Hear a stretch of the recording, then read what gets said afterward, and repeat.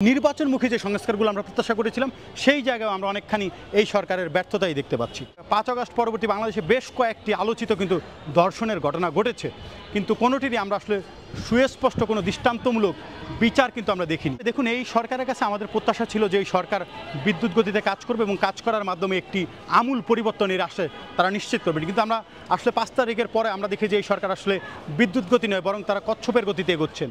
দেখুন, রাষ্ট্রের সকল নাগরিককে নিরাপত্তা দেওয়ার দায়িত্ব কিন্তু সরকারের, অর্থাৎ সকল নাগরিকের যে নিরাপত্তা নিশ্চিত করা এটি সরকারের অন্যতম একটি ম্যান্ডেট। সেই ম্যান্ডেট এই সরকার পুরোপুরি বাস্তবায়ন করতে পারেনি বলে আমার মনে হচ্ছে, যার ফলে আপনি দেখবেন যে গুম, খুন, ধর্ষণের মতো ঘটনা কিন্তু প্রায়ই ঘটছে বিভিন্ন জায়গায় দেশে।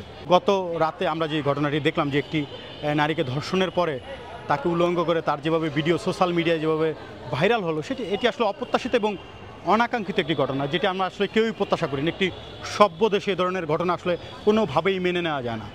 তারপরও আমরা দেখছি আসলে সত্যিকার অর্থে এই ঘটনাগুলো কেন ঘটছে। এই ঘটনাগুলো ঘটার অন্যতম একটি কারণ হচ্ছে বিচারহীনতার যে সংস্কৃতির প্রচলন বাংলাদেশে রয়েছে সেটি এখনও অব্যাহত রয়েছে। ৫ আগস্ট পরবর্তী বাংলাদেশে আমরা ভেবেছিলাম যে বিচারহীনতার সংস্কৃতি অন্তত দূর হয়ে এখানে সকলেই ন্যায় বিচার পাবেন এবং সকল ঘটনার দৃষ্টান্তমূলক শাস্তি হবে, কিন্তু আমরা মনে করছি যে এই যে ৫ আগস্ট পরবর্তী বাংলাদেশে বেশ কয়েকটি আলোচিত কিন্তু ধর্ষণের ঘটনা ঘটেছে, কিন্তু কোনোটিরই আমরা আসলে সুস্পষ্ট কোনো দৃষ্টান্তমূলক বিচার কিন্তু আমরা দেখিনি। আমরা দেখি যে কয়েকজনকে হয়তো গ্রেফতার করা হয় কিংবা আটক করা হয়, তারপরে আসলে কোনো না কোনোভাবে আইনের ফাঁকফোকর দিয়ে তারা কিন্তু বেরিয়ে যান, যার ফলে আমরা মনে করছি যে এই যে ধর্ষণের মতো ঘটনা সেটি এখনও চলমান রয়েছে। তবে আমরা যেটা এই সরকারের কাছে আহ্বান করব যে সকল নাগরিকের নিরাপত্তা যেন এই সরকার নিশ্চিত করে, কেউ যেন কোনো জায়গায় কোনো অনাকাঙ্ক্ষিত ঘটনার সম্মুখীন না হন, আর কোনো নারী যেন ধর্ষণের মতো ঘৃণ্য ঘটনার জন্য সম্মুখীন না হন।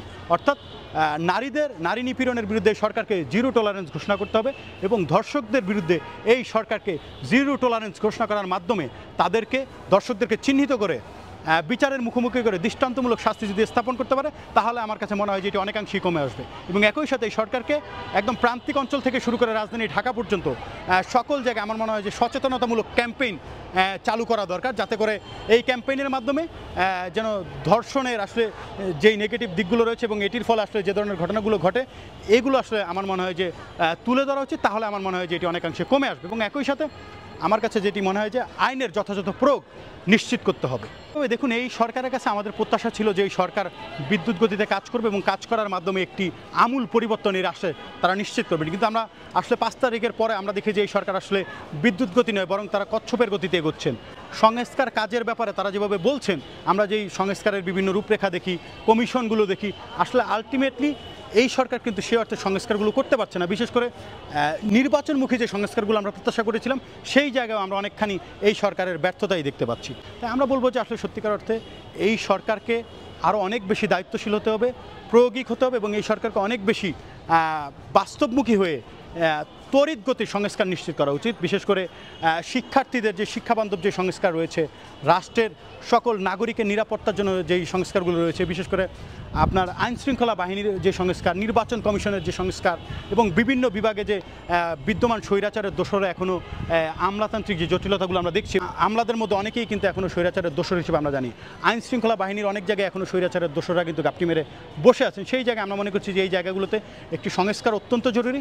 অন্যথায় আসলে আগামী দিনের যে ভবিষ্যৎ বাংলাদেশ আমরা প্রত্যাশা করেছিলাম, একটি সুখী সুন্দর সমৃদ্ধশালী রাষ্ট্রের যে আমরা প্রত্যাশা করেছিলাম সেটি অনেকখানি ব্যর্থ হবে। নির্বাচন তো একটি প্রেক্ষাপট, আসলে একটি চলমান প্রক্রিয়া রাষ্ট্রের, এবং সংস্কারও একটি চলমান প্রক্রিয়া। সংস্কার হয়তো একটি রাষ্ট্র যতদিন থাকবে ততদিনই কিন্তু সংস্কার কার্যক্রম অব্যাহত থাকবে। সেই জায়গায় আমরা মনে করছি যে নির্বাচন একটি অত্যন্ত গুরুত্বপূর্ণ বিষয়, বিশেষ করে এই সরকারের জন্য। কেননা আমরা গত 17 বছর এই বাংলাদেশের মানুষ কিন্তু ভোটাধিকার থেকে বঞ্চিত হয়েছে। তারা চাইলেও তাদের যে যোগ্য ক্যান্ডিডেট কিংবা তাদের যে পছন্দের প্রতিনিধি, তারা চাইলেও তাদের ভোটাধিকার প্রয়োগের মাধ্যমে কিন্তু তারা বাছাই করতে পারেনি। সেই জায়গায় আমরা মনে করছি যে একটি সুষ্ঠু, সুন্দর, নিরপেক্ষ এবং অংশগ্রহণমূলক নির্বাচন কিন্তু এই সরকারকে নিশ্চিত করতে হবে এবং সেটি আমরা মনে করছি যে এই অন্তর্বর্তীকালীন সরকারের ধারাই অনেকখানি সম্ভব। কারণ ডক্টর মোহাম্মদ ইউনূসের যেই গ্লোবাল ইমেজ রয়েছে এবং তাকে যেহেতু সকল পক্ষই সমীহ করছে এবং তাকে যথাযথ মর্যাদার জায়গায় রাখছে, সেই জায়গায় আমরা মনে করছি যে তিনি চাইলে একটি সুষ্ঠু নির্বাচন তিনি নিশ্চিত করতে পারবেন। তবে তার আগে তিনি সকল রাজনৈতিক পক্ষকে নিয়ে বৈঠক করে এবং একটি অংশগ্রহণমূলক নির্বাচন তাকে নিশ্চিত করতে হবে। অন্যথায় এই নির্বাচনকে কেন্দ্র করে যদি রাষ্ট্রে অস্থিতিশীল পরিস্থিতির সৃষ্টি হয়, সেটির দায়ভারও কিন্তু এই ইউনূস সরকারকেই নিতে হবে। রাজনৈতিকভাবে একটি দলের অন্য একটি দলের পাল্টাপাল্টি অবস্থান থাকবে তাদের, কিন্তু সত্যিকার অর্থে আমরা মনে করছি যে সবার আগে বাংলাদেশ, সেটিকে আসলে অগ্রাধিকার দেওয়া উচিত এবং একই সাথে সবার আগে রাষ্ট্র এবং রাষ্ট্রের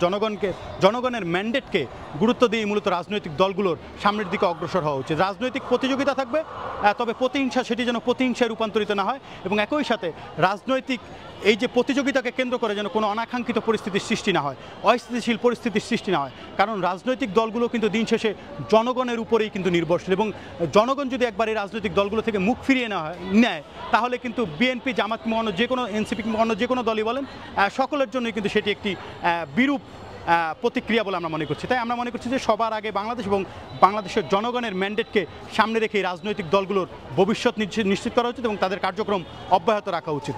রাজনৈতিক দলগুলোর এই পাল্টাপাল্টি অবস্থান কিংবা রেশারেশির রাজনীতি, এই কালচারগুলো থেকে বেরিয়ে এসে তাদেরকে ইতিবাচক রাজনীতির ধারা বিনির্মাণ করার লক্ষ্যে সকলকে ঐক্যবদ্ধ থাকা উচিত এবং একই সাথে সার্বভৌমত্বের প্রশ্নে, রাষ্ট্রের প্রশ্নে রাজনৈতিক দলগুলোকে এক এবং ঐক্যবদ্ধ থাকতে হবে।